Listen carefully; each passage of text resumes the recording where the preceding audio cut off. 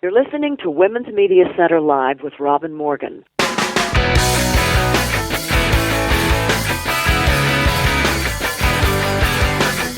Welcome to Women's Media Center Live. I'm Robin Morgan. Now, we have a great show today. You might think that there's nothing particularly funny these days about being a Muslim woman, yet we start out with a Muslim feminist, comedian, writer, actor, triple, quadruple threat, in the best way. We move on to a major feminist leader of the U.S. women's movement and an activist in the global women's movement who will tell us how we can make an impact on Capitol Hill in terms of our endangered reproductive freedom.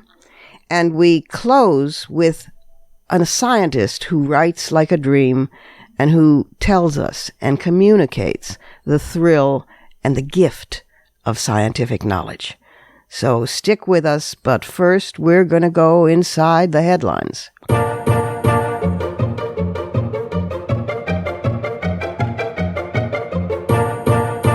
This past week, President Obama has been traveling in Asia, a region where he lived with his mother when he was a child, a region for which he seems to feel a particular affection. Because he visited Vietnam and Hiroshima, right-wingers in this country expectedly branded his trip an apology tour. Well, of course, that's absurd, although I wouldn't see anything wrong with that if it were true. More than 58,000 American soldiers and more than 1 million Vietnamese soldiers and civilians died in the U.S.-Vietnam War. About 140,000 civilians perished hideously in the atomic bombings at Hiroshima on August 6, 1945, with 80,000 more civilians dying at Nagasaki when the U.S. bombed that city 3 days later. To me, these are circumstances worthy of sorrow, of being sorry. I suspect that Obama might agree in his heart, although I understand that as president, he probably could never say that in so many plain words. But the moral elegance he demonstrated in making these two visits in the twilight of his presidency got me thinking about apologies and why many men apparently consider them unmanly. Donald Trump, for example. He boasts he never apologizes, has no regrets, never even prays for forgiveness to his God, although he pretends to be religious. He is one of those men who are horrified at the idea of apologizing. I guess he confuses an expression of regret with humiliation and powerlessness, when actually it more likely is an expression of maturity, of taking responsibility, and of having a generous heart. Then there are the men, and some women, most of both politicians, who have become expert at the non-apology apology. The other blaming, well, I'm sorry if you took it that way, or any apology that follows the words, I'm sorry, with the word but.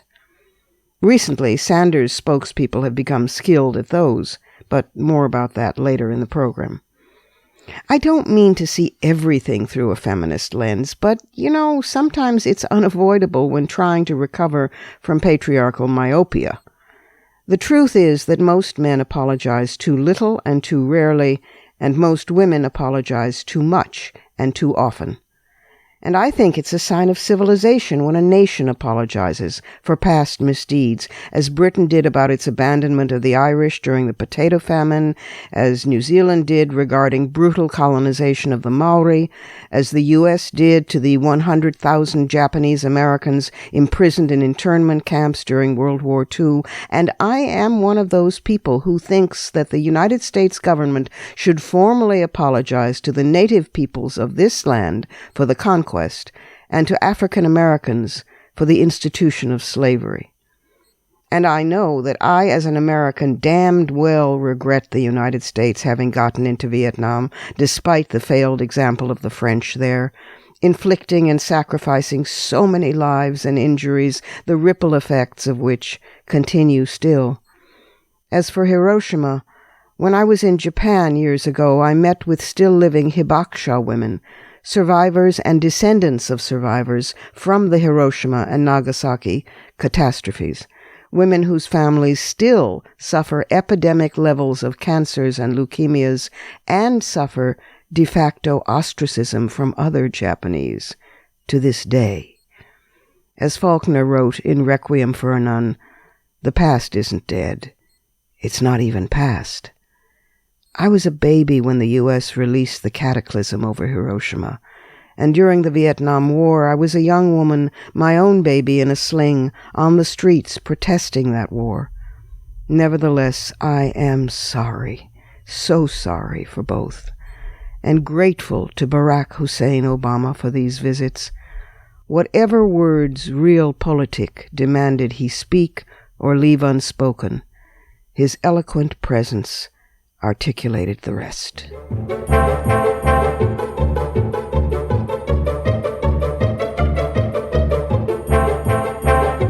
And now it's time for my first guest, Negin Farsad. The comedian, writer, actor, director, quadruple threat returns to the program for the second time. She was named one of the 50 funniest women by the Huffington Post. She was the star and director and writer of the hit documentary The Muslims Are Coming. And now she has a new book coming out and a new film coming out. Here is Negin Farsad. Negin, welcome back to the program. Hello, thank you for having me. There's a new book and there's a new film coming out. You are one of those frightening Renaissance women who direct and write and produce and do stand-up and change the world. On the heels of The Muslims Are Coming, which was a film to make your ribs hurt with laughing. Thank you. There is going to be Third Street Blackout. I want to talk about that. Yes. And I want to talk about the book. So let's do the book first, because I'm a book person, not a film director. The book's called How to Make White People Laugh, and you just did. And it is a very, very funny book. Even just the contents page has wonderful chapter titles: Hairy Legs, Short Shorts, and the Mexification of Negin Farsad. Or my lady parts and my comedy parts, or do immigrants spit out more patriotic babies? Yes, probably immigrants do. You talk in the book about how when you realized you wanted to do comedy, which itself was a radical move, being a born in the States, Muslim, Iranian, American, feminist woman. That was quite a challenge. You decided you wanted to do comedy and there were no parts, so you started writing them, eh? Well, yeah, I mean, I think what was happening to me very early on, like, because I got the comedy bug in high school, and I went on to college, and I was in this sketch comedy group, and it was so important to me, and, and I was getting cast as the part of the sorority girl that just said, like, what? Or the part of the nagging housewife that said, what are you doing? Or the part of just someone who just stood in the corner and didn't have any lines. I realized, like, the iconic woman as seen by the iconic male writer is just a lady who nags or stands in the corner or doesn't know what's going on. And so if I want to play a part that's more meaningful than that and that's funnier than that, I have to write it myself. But if you had asked me in college, like, I would have been like, oh, no, I'm just an actor. I don't write. Yeah. And I think that's something that a lot of women deal with. They just sort of don't believe that they have the skill, right. And they take a back seat, and I had to kind of pull myself out of that back seat. Right. In many areas, women do that. I mean, I'm not qualified. I'm not, whereas it never, not being qualified for something or not being talented or not being ready or prepared never seems to stop the guys. It's amazing to me. They just forge on in and become, I don't know, Donald Trump. Exactly. They become presidential nominees. No big deal. No big problem. No problem at all. And whereas you were up against, at one point you say, the fight in being a woman and the fight in being a person of color is the same fight, but being a woman and a person of color just adds 12 extra steps. Like you can make a turkey for Christmas dinner, or you can make things real hard for yourself and go for the turducken. Going for the turducken is not easy. For starters, you have to debone 3 separate birds. What a nightmare.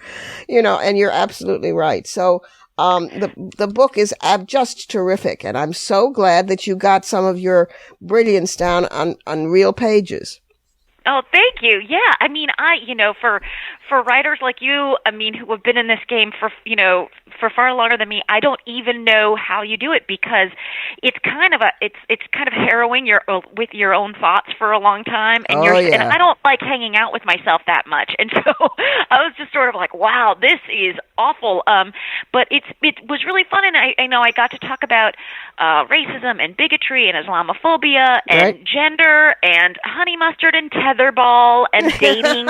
You know what I mean? I just sort of like let myself go in, in umpteen different directions, and that's kind of what's liberating and awesome about writing this genre, which I call a memoir meets social justice comedy manifesto.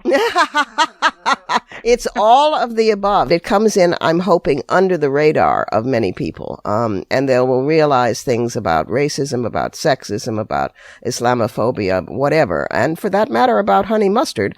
They will, which I love. They will realize things that they didn't know that they had realized, and I think comedy, I think, an art in general has a way in to change people's hearts while they are not completely paying attention because they're actually feeling something.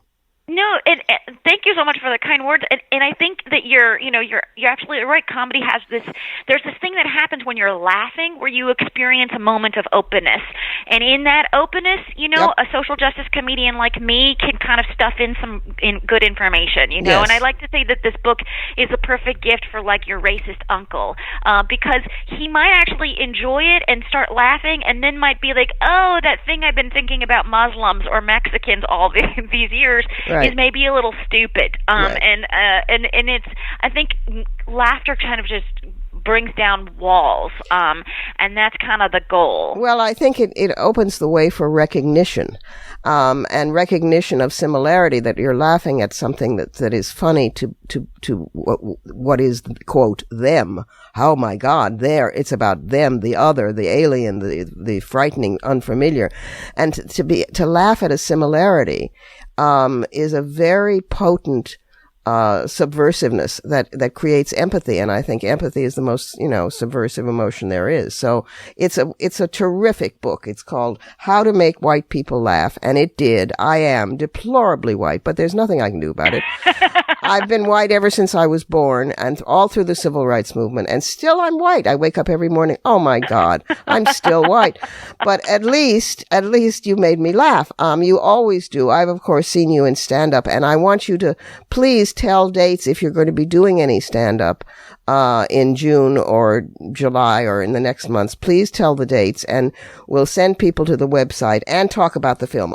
I'm going to be all over I'm doing like an 8-city book tour, and I'm going to be doing stand up. It's not your grandma's book tour, because I will be doing stand up at places like Pal's Books in Portland. On June 11th, I'll be in Seattle at the University Bookstore on June 12th. I'll be in Oakland on June 16th, and I'll be in DC on June 1st and Boston on June 3rd, and I'm going to be all over. If you go to howtomakewhitepeoplelaugh.com, you can see all those dates, and they're all, free events, and I'll be doing stand-up, and it'll just be a really good time. It is I have seen her do stand-up, listeners, and it is a really, really good time. Really. Now morph into yourself as a film director and producer, and tell about Third Street Blackout. Yeah, so Third Street Blackout, it's a romantic comedy set in the blackout after Hurricane Sandy. And for those of you guys who don't know, Manhattan was sort of half of Manhattan was plunged into darkness for 5 days after Hurricane Sandy. And I myself was in a bit of a romantic situation that led to some shenanigans during that time. And the relationship with that guy didn't work out, so screw that guy. But he did give me the premise of a movie, of setting a romantic comedy in a blackout, which I think in the modern context is really kind of like a funny backdrop for a rom-com, because we didn't have text messages, we didn't have the internet, we didn't have all of the forums that you normally communicate with people that you're dating dating or flirting with. So we had to leave notes on walls. We had to, have messengers deliver notes. It was like a whole ridiculous form of communication, and the blossoming of love and the questioning of love and all of that stuff. And in the movie, it's awesome. It's got Janine Garofalo is in it, being super hilarious. Ed Weeks from the Mindy Project is just handsome, British, debonair, and ridiculously funny. We've got John Hodgman, who listeners might know from his writing or from The Daily Show. He's in it and hilarious. The cast is just sort of ridiculous, and I don't know how I conned these people into being in my movie, but I did. And so that movie is it's in theaters right now, but it'll actually be on digital platforms on July 5th. So you can celebrate our country's birth on the 4th, and then the next morning you can just download this movie. Oh, how and terrific. Those two things will go really nicely together. Oh, that's absolutely terrific. And you get people like Jon Stewart, who was in The Muslims Are Coming, and lots of other comedy stars. You get good people because clearly they love to work with you and your material. So, newsflash, Negin, you're really good, bringing the news here, I'm going to have you talk to my mother because it's a validation of my career choices. Is she still not reconciled? It's tough to turn the Iranian immigrants around. It'll take a little bit more time, but they're coming around. People can go to the website of Negin Farsad, and they can also go to the website of How to Make White People Laugh, and have an intelligent and absolutely delightful time. And we'll all tune in to the film. If we don't see it in theaters first, we'll download it. 3rd Street Blackout. Bless you for all the work you continue to do, and you make a very grim era tolerable, and make us feel we can do something about it, and make us feel that we can laugh at ourselves and each other in the doing. Thank you for that. Thank you so much, Robin. That's so kind. It's time for a quick break here at Women's Media Center Live. I'm Robin Morgan, and I'll return directly speaking with a guest who will bring us inside the fight on Capitol Hill as Congress yet again tries to impinge on women's reproductive freedom and rights.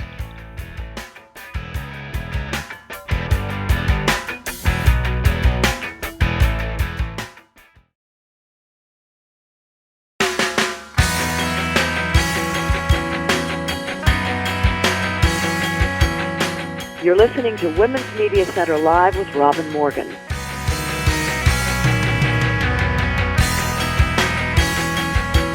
Welcome back.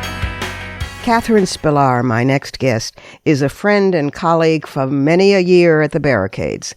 She is one of the founders of and the executive director of the Feminist Majority Foundation and the Feminist Majority. She is also the executive editor of Ms. Magazine. She speaks widely at campuses across this country and, in fact, other countries. She's an activist and simply one of the pillars of the contemporary feminist movement. Welcome back to the program, Kathy. Thank you, Robin. Glad to be here. Well, I wanted to talk to you because I know that Feminist Majority Foundation, which is one of the hats that you wear, along with being the executive editor of Ms. Magazine, but that FMF is particularly important in the struggle on the Hill with Congress over the Representative Marsha Blackburn's hearings. Tell the background on that and why it's so important. I've touched on the issue in a commentary, but you're the expert. Thanks, Robin. I know your listeners have heard you talk about the situation in Congress right now. As you know, this Special House Selective Committee, which is headed up by Marsha Blackburn, a Republican from Tennessee, has been conducting hearings, so-called investigative hearings, into abortion providers, accusing them of illegally selling fetal tissue that is retrieved from abortion abortions that are performed across the country. And, of course, this came out of a series of videos released by the Center for Medical Progress that purported to show this illegal sales. Of course, the videos themselves have been totally debunked, but what's happened is the extreme anti-abortion members of the House of Representatives have used this as an opportunity to launch this extensive investigation into abortion providers across the country, really based on no evidence of wrongdoing. As I said, the videos have been debunked. 12 states across the country have investigated Planned Parenthood and other abortion providers and come up with no evidence of wrongdoing of any kind. And in fact, a state's attorney in Texas, a Republican anti-abortion state's attorney in Texas, investigated Planned Parenthood, created a grand jury to do that, and the grand jury came back clearing Planned Parenthood and with indictments against the creators of these videos. So, I know. I was going to mention that. That is just breathtaking. You'd think that would be the end of the matter. Well, you would think so, but this House committee, and in fact the Democrats have in the House have referred to it as a witch hunt, and that is what it appears to be. Chair Marsha Blackburn is using her subpoena powers. I mean, this committee was granted subpoena powers. She has refused to meet with the Democrats on the committee, even to hold a meeting of the committee to discuss how they're going to proceed with this so-called investigation, and instead has unilaterally issued subpoenas to a number of clinics and abortion providers across the country, and in fact naming them in the subpoenas.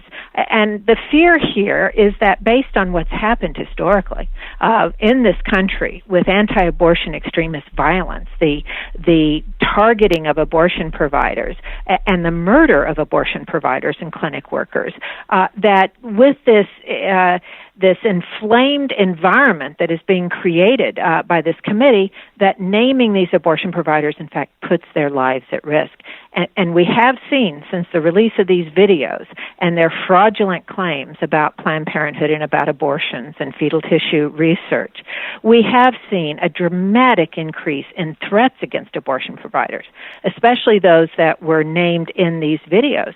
And then, of course, last November in Colorado Springs, an extremist who was using the very language that was used not only in the videos, but that is being used by Marsha Blackburn, a reference to so-called selling baby body parts. Right. Using that language, murdered 3 people who were at the clinic, including one police officer who was responding to the shooting, and injured 9 others. It's like throwing a match into gasoline. Well, and also the ripple effect has a very chilling effect on the scientists who are doing research, off there in their labs, not in the real world, but using of necessity, as they have done for decades, fetal tissue to cure diseases.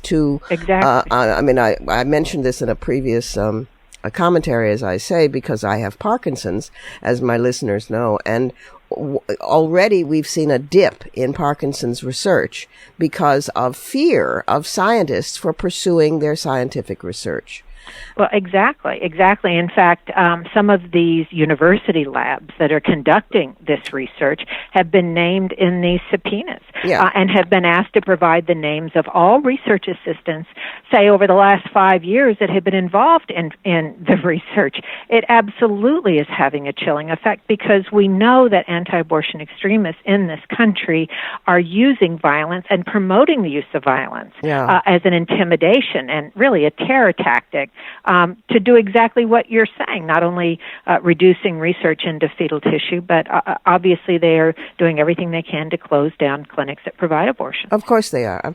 And the idea that this is an excessive reaction is ridiculous because researchers are enough in the real world to know that what happened to Dr. Slepian, to know what has happened to people at abortion clinics. So the idea that they may be subpoenaed out of their labs where they're doing research with stem cell and fetal tissue to testify and have their names paraded about is terrifying to them.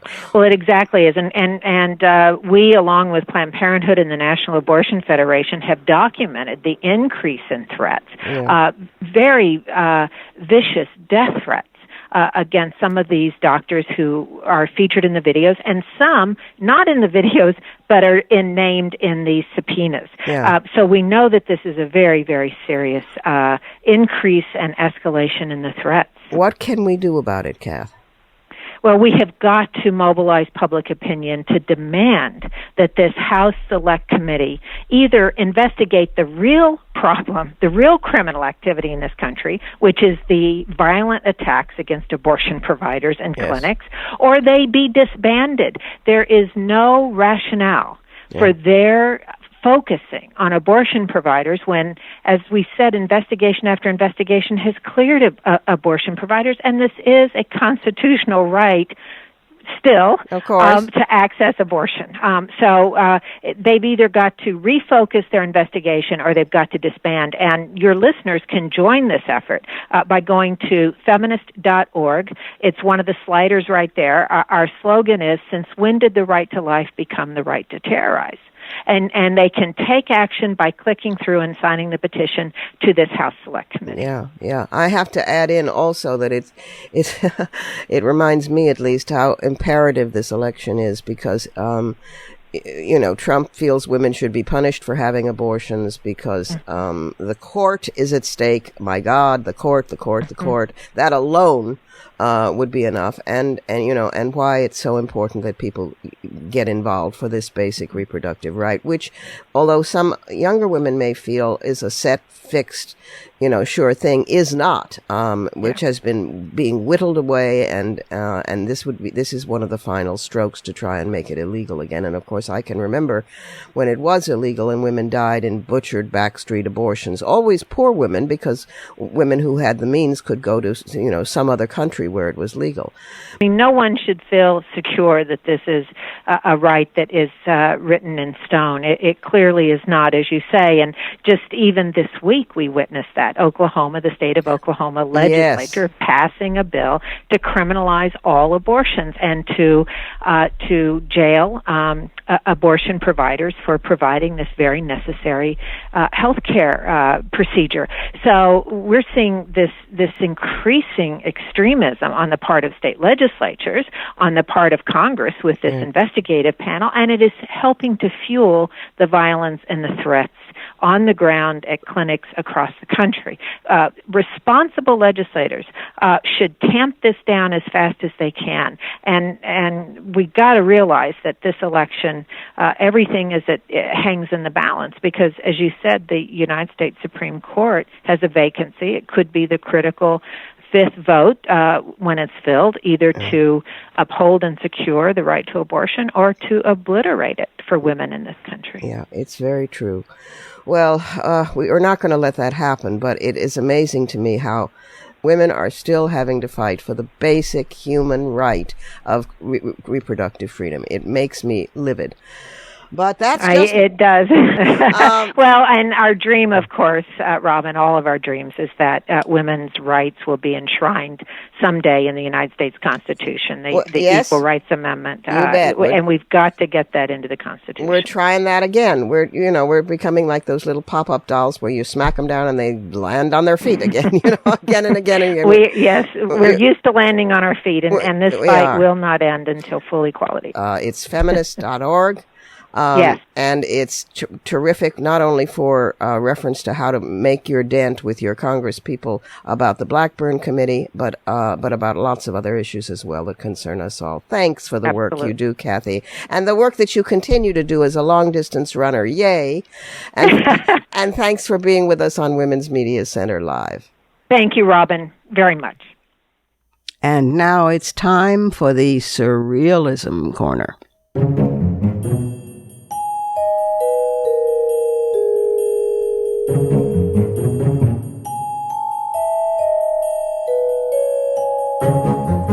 You may remember that a few weeks ago, I announced this announcement, in turn, by officials in India who, hoping to combat the threat of sexual violence, which is almost epidemic against girls and women, were requiring panic buttons to be installed in every new phone by January, and for every phone to be equipped with GPS by 2018. Supposedly, you would press just one button and it would either alert a friend that you had programmed into the phone, or relatives, or, the police, by pressing the buttons 5 or 9. Of course, India does not yet have a nationwide emergency response number, so how that would be put into effect is pretty unclear. Two of the country's largest phone suppliers, Samsung and Apple, refused to comment on this.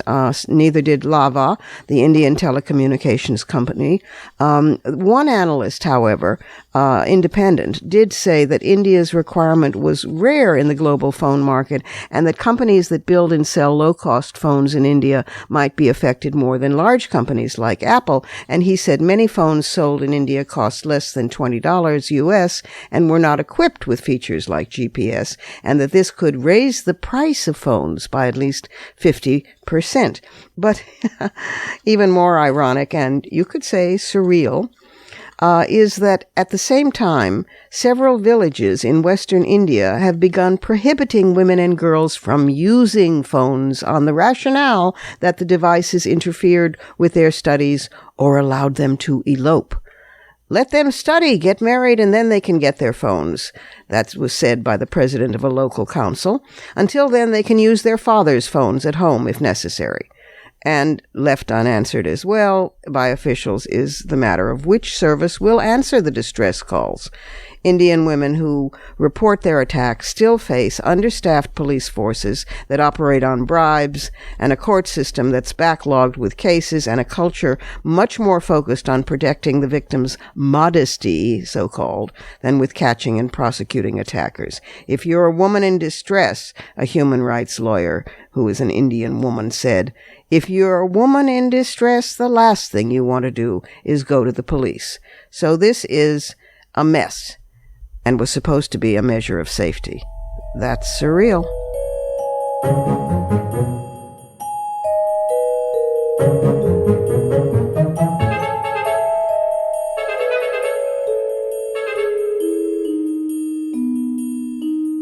Time for another pause here. I'm Robin Morgan. This is Women's Media Center Live.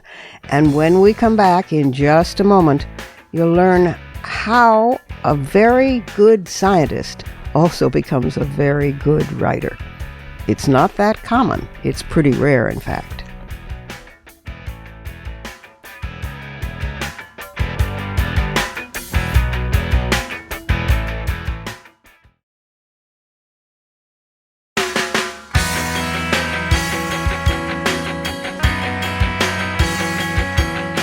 You're listening to Women's Media Center Live with Robin Morgan.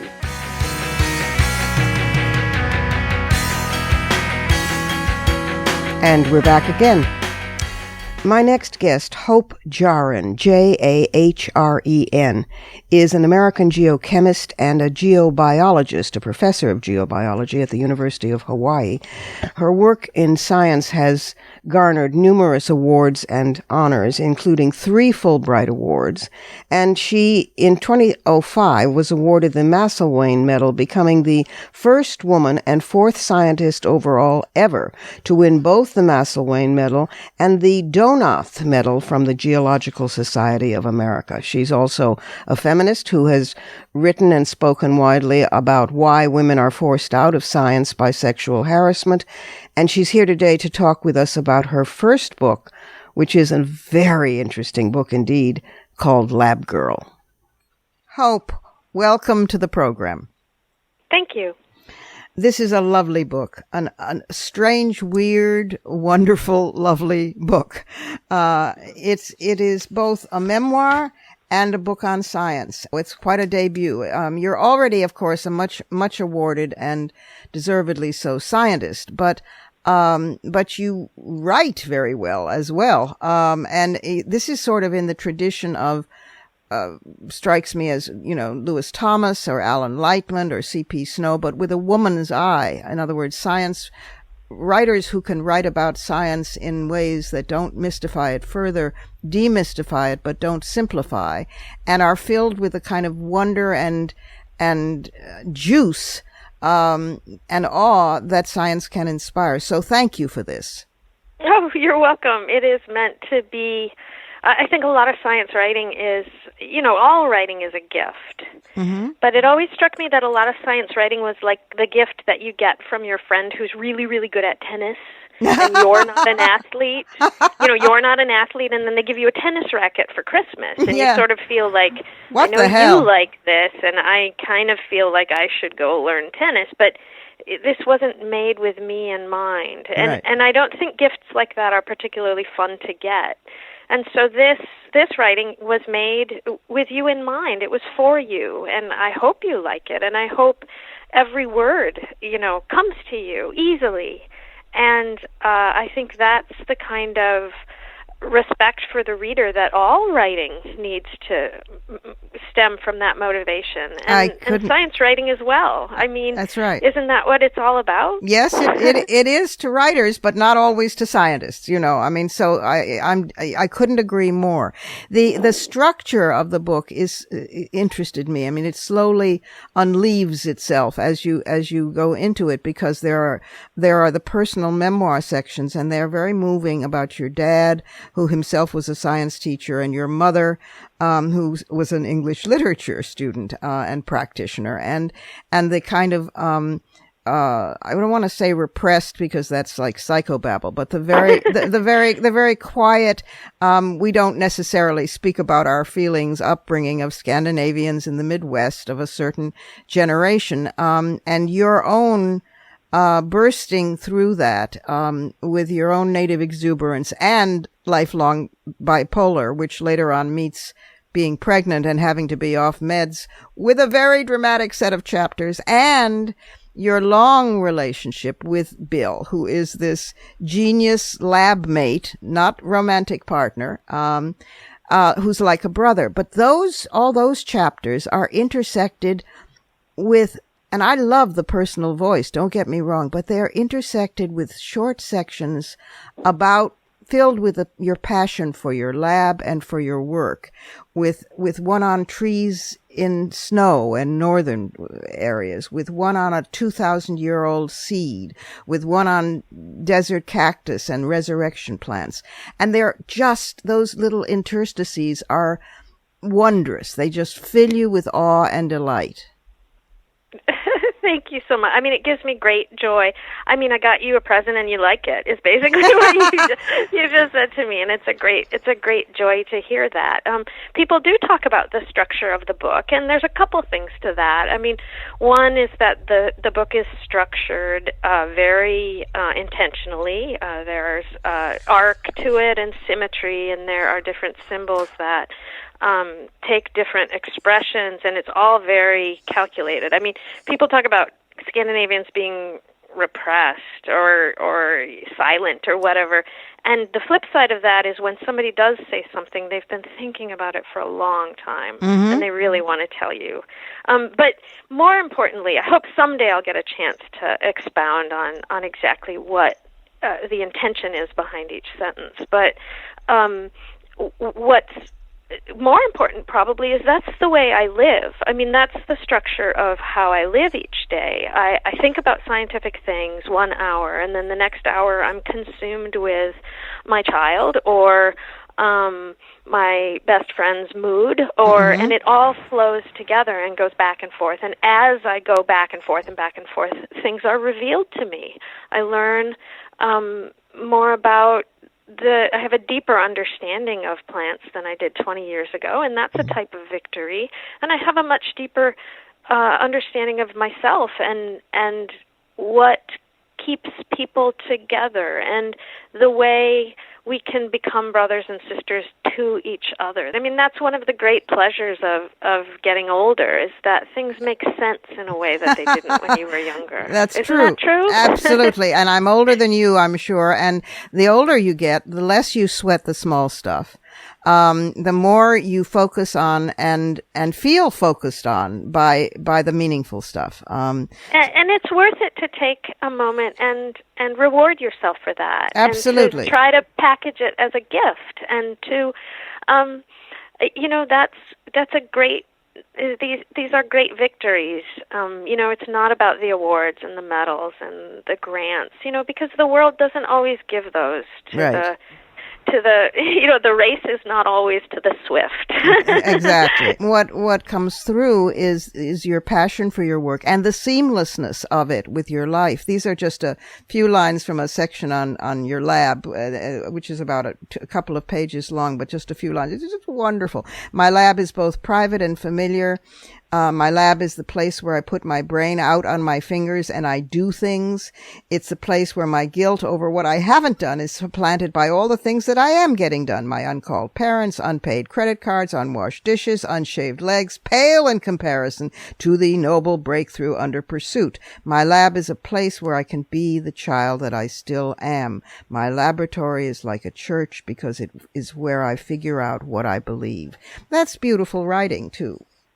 Well, I think everybody has a place like that, or everybody is looking for a place like that. That's right, exactly. And I think that that's the way to bring people into science. That's the way to convince people that they can do science, is to come to them using their words and invoking similarities to their experiences, and it's defeating the unfamiliarity, and that takes intention and effort, and write a book. And my challenge to myself was to write a book that if you really read it, you've learned everything I would want you to know in Botany 101. And the challenge to me was to write it and not have you not have one word in there that wasn't familiar to you, so familiar that it went straight to your experience and you had a point of reference for it. Well, that's the informational part, but you also convey the awe. Just listen to this. Each grain of salt in a salt shaker is a perfect cube when viewed up close. Grind one grain into a fine powder and you have shattered it into millions of tiny, perfect cubes. The inescapable... But that's just true. I know, but we didn't. Some of us did not know this, and you read this, and it's like, wow. And it's such a joyful thing to know about your salt shaker, and you might never look at your salt shaker again the same way. I mean, that is a really deep, important kind of power that's worth having. That's right. You will definitely not look at your salt cellar in the same way, and or your yard, or your garden, a lot of other things. And that's the purpose of science, is that the more you know about the world, the more you feel like you're part of it. It's not about building more deadly weapons or stronger drugs or any of that. It feeds the soul the same way a trip to the art museum. But you do need somebody to unlock the door and make visiting hours. Yes. And and that's the whole impetus. Yeah. And it's an exciting time for me because I get to see if it worked. Well, it's like any experiment. You do it, you do your best, you try hard, and then you stand back to see if it worked. Well, listen, I can tell you after 22 books of my own that each one is an experiment. The nervousness grows back, the excitement grows back. You think, will it work this time? And if it does, when it does, it's a joy like no other. The book is called Lab Girl. The author is Hope Jahren. And it's a wonderful read, both for the personal, courageous, funny, moving memoir part, and for the interstices, which are also funny and personal and wise and awesome, in the real sense of the word, about science and about the natural world. Thanks for this book, Hope. Thank you. And now it's time for our much needed in these sometimes dismal days new feature, a feel-good little moment. We won this!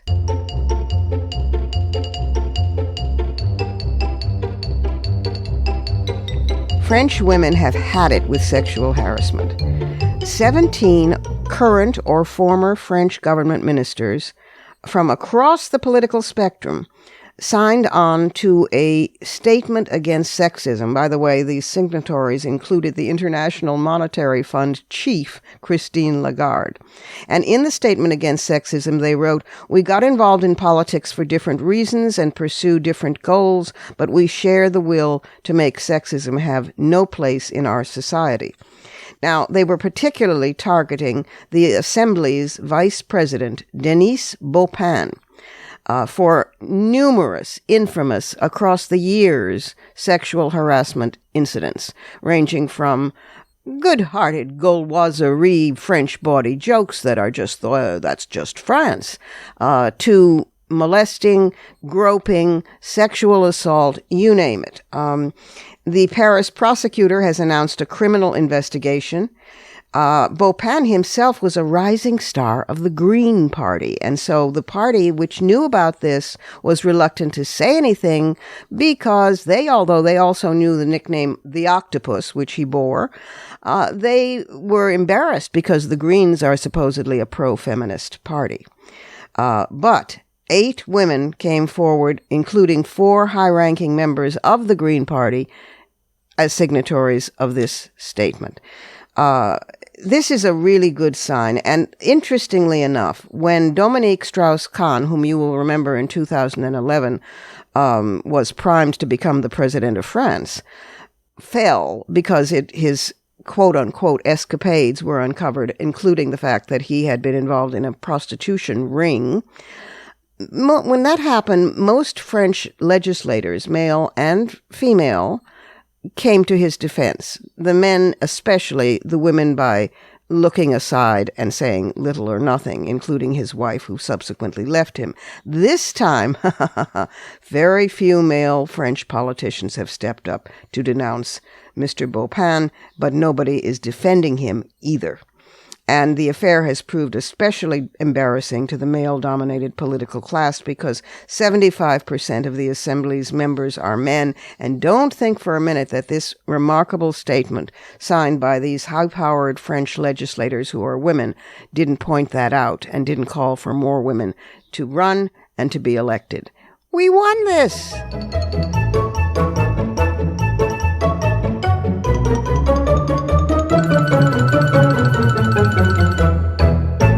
We have to take one more break here at Women's Media Center Live, but I am still Robin Morgan, and I will be back in just a few seconds with some fighting words, so stick around.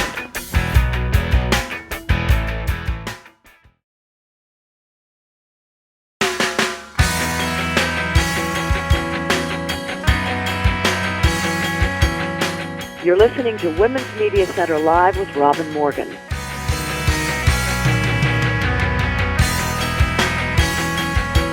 Welcome back to some fighting words.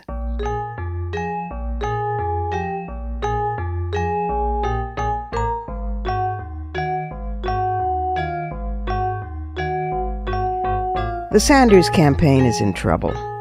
Some of Sanders' earliest supporters are publicly defecting, abandoning the campaign. Partly this is in response to the Nevada convention chaos, the mishandling of it, and the non-apology apology. Yeah, another one of those. Regarding the intimidation of speakers and the violent, vile, misogynistic death threats lodged against State Democratic Party Chair Roberta Lang by some Sandersistas. But also because unease has been building for some time. I believe this is not even Sanders' fault, although ultimately it is his responsibility. I believe he is being ill-served, not by his wife Jane, who, by the way, cheerily accepts the title Wife Everythinger, in the campaign. Listeners, get a grip, do not gag. No, I mean badly served by his campaign manager, Jeff Weaver, who is to Bernie what Corey Lewandowski is to Donald. Months ago, when Sanders' campaign team had to fess up about his data director and at least 2 other staff members having illegally hacked into Hillary Clinton's private voter data, reporters anticipated the ritual apology.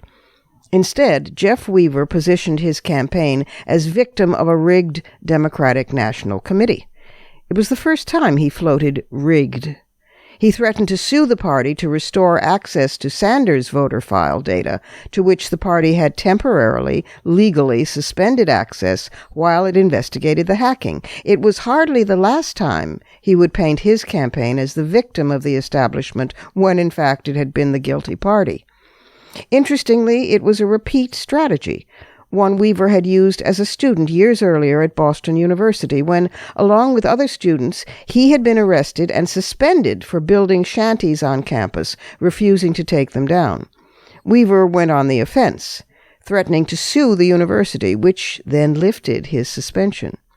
Also, interestingly, his radicalism did not extend, as did that of other campus activists, to criticizing ROTC recruiting on campus. On the contrary, he joined the Marines in reserve, and though he never saw combat, reportedly still boasts about being a Marine. These days, of course, he's threatening to sue the DNC again. Who does he think he is with all this suing? Donald Trump? There seems to be a manhood issue going on here. Weaver strikes me as a 50-something years old victim of arrested development, an eternally adolescent male, powerfully large-bodied but lacking an as-yet developed brain to match. The essential Bernie bro. No wonder he inspires them.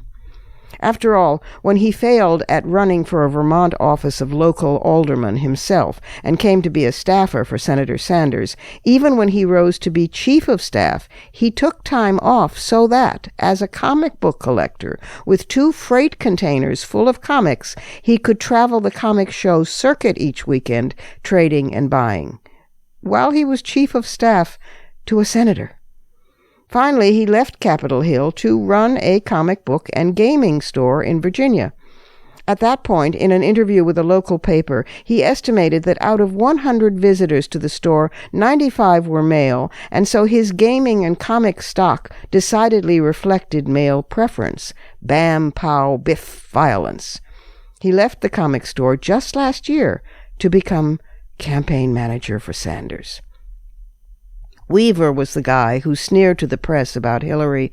"We're willing to consider her for vice president. We'll even interview her." The Sanders campaign's New Hampshire state director, Julia Barnes, an adult, voiced her displeasure and asked Weaver to please apologize for the comments. But of course he never did. This is the guy glad to be described as a hard-charging operative willing to go further than the candidate and still very much a Marine. This was the guy who reportedly egged on angry street demonstrators outside a Clinton fundraiser in Los Angeles to scream through bullhorns at kids on the street, children, and then to crowd around Clinton's car and start rocking the car. And of course, there was Nevada, amid growing concern about an internet trolling mentality of mob violence crossing the line into physical reality. Yet the Sanders campaign still predicts disruption at the Philadelphia convention, deeming that healthy because parliamentary procedure can be so, quote, boring. You might think I'm confusing that statement with those by Trump's campaign about disruption in Cleveland, but although the two are equally alarming, testosterone-saturated comments, they are distinct. There's a sense of arrogance, of male entitlement to all this, which is ironic since HRC has been accused of having a sense of entitlement, yet she has worked like a dog kennel for and at every job she's ever held, which is why she had a 60-plus approval rating as Secretary of State. Anyway, the arrogance and entitlement I'm referring to is what Joan Walsh recently wrote about in The Nation. Quote, "I don't accept the presumption of moral and ideological superiority from a coalition dominated by white men trying to overturn the will of black, brown, and female voters or somehow deemed fraudulent," close quote. Now, I would add, that's male entitlement. In fact, white, straight male entitlement. But there's an older word for it, going way back to the Greeks, hubris. Corruption by power, corruption of ego over issue.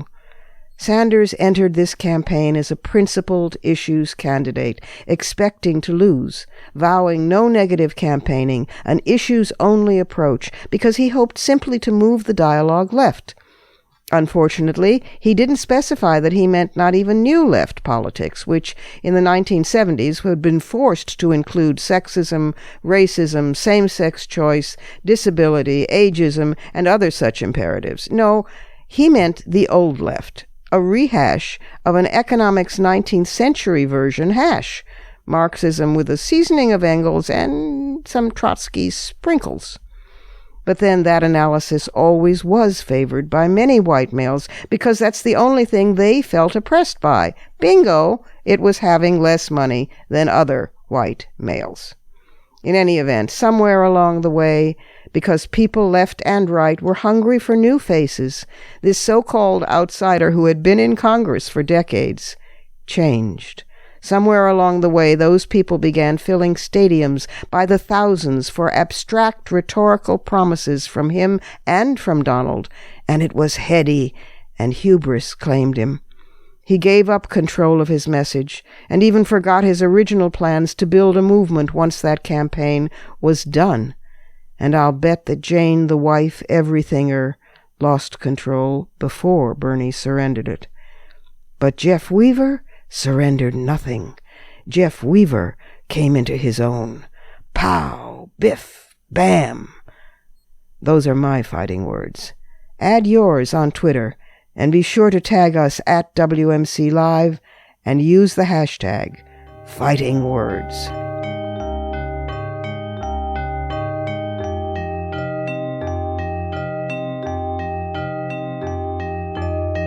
And that's it for today. This program is syndicated, but if you can't find the broadcast on a radio station in your area, you can always visit us at WMCLive.com. There you can find the show, plus the archive of all our previous episodes. And we're at iTunes worldwide. There you can stream, download, and subscribe to the show's podcast. Also, be sure to find WMC Live on Facebook and Twitter. Portions of this program were taped earlier. Opinions expressed here do not necessarily represent the WMC. Here's the family for Women's Media Center Live. Regina K. Scully is our founding sponsor. Julie Burton, Women's Media Center President, is executive producer. And I'm Robin Morgan, your producer and host. Thank you for being with us. Don't forget to join us next week right here on Women's Media Center Live. For the smartest talk about news, politics, sex, books, religion, race, and more, tune your radio to Women's Media Center Live with Robin Morgan. Audacious, witty, provocative, informative, and fun. It's Women's Media Center Live with Robin Morgan on WMCLive.com. Talk radio with a brain.